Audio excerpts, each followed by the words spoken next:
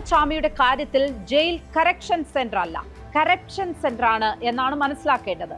നല്ല ഒന്നാം തരം അഴിമതിയാണ് ജയിലിൽ നടന്നത്. ഇല്ലെങ്കിൽ ഇത്രയും വലിയൊരു പ്രതിക്ക് രക്ഷപ്പെടാൻ വഴിയൊരുങ്ങുമോ?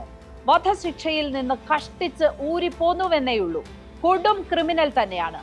അങ്ങനെ ഒരാൾ ചോറിന് പകരം ചപ്പാത്തി ചോദിച്ചെങ്കിൽ അതെന്തിനെന്ന് അന്വേഷിക്കേണ്ടേ? ശരീരഭാരം ഗണ്യമായി കുറയുന്നുണ്ടെങ്കിൽ അതിന്റെ കാരണം കണ്ടെത്തേണ്ടേ? ഹാക്സോ ബ്ലേഡ് കയ്യിൽ കിട്ടുന്നുണ്ടെങ്കിൽ അതെവിടെ നിന്നാണ്? ഇതിനല്ലേ അഴിമതി എന്ന് പറയുന്നത്? ജയിലിലെ തുണികൾ ഒരു കൊടും ക്രിമിനലിന് എടുക്കാൻ പാകത്തിന് തൂങ്ങിക്കിടക്കുന്നുണ്ടെങ്കിൽ അതിനൊരു കാരണം വേണ്ടേ? അതും അഴിമതിയുടെ പരിധിയിലല്ലേ വരുന്നത്? രാത്രി ജയിലിന്റെ ഒരറ്റം മുതൽ മറ്റേ അറ്റം വരെ ആരും അറിയാതെ നടക്കാൻ കഴിയുന്നുണ്ടെങ്കിൽ അതിൽ പരം നാണക്കേട് വേറെയുണ്ടോ? ഒറ്റക്കൈ മാത്രമുള്ള ഒരാൾ നെടുനീളത്തിൽ തുണി പിരിച്ചു കെട്ടി തൂങ്ങി ഇറങ്ങിപ്പോയെങ്കിൽ പിന്നെന്തിനാണ് ജയിൽ? സെൻട്രൽ ജയിലാണത്രേ, സെൻട്രൽ ജയിൽ.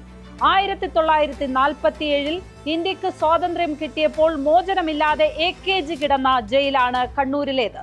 ഇന്നത്തെ മുഖ്യമന്ത്രി പിണറായി വിജയനെ അടിയന്തരാവസ്ഥയിൽ അടിച്ചു പദം വരുത്തിയതും ഇവിടെ. മുഖ്യമന്ത്രി അവിടെ കഴിഞ്ഞതുപോലും 50 വർഷം മുമ്പാണ്. അന്നത്തെ സുരക്ഷാ സംവിധാനങ്ങൾ തന്നെയാണ് ഇപ്പോഴും കണ്ണൂരിൽ ഉള്ളതെങ്കിൽ കാലം മുന്നോട്ടു പോകുന്നില്ല എന്നാണ് മനസ്സിലാക്കേണ്ടത്. ഗോവിന്ദചാമിയുടെ ജയിൽ ചാട്ടം പോലെ നമ്മുടെ സംവിധാനങ്ങളെ പരിഹസിക്കുന്ന മറ്റൊന്നും സമീപകാലത്ത് ഉണ്ടായിട്ടില്ല എന്ന് തന്നെ പറയാം.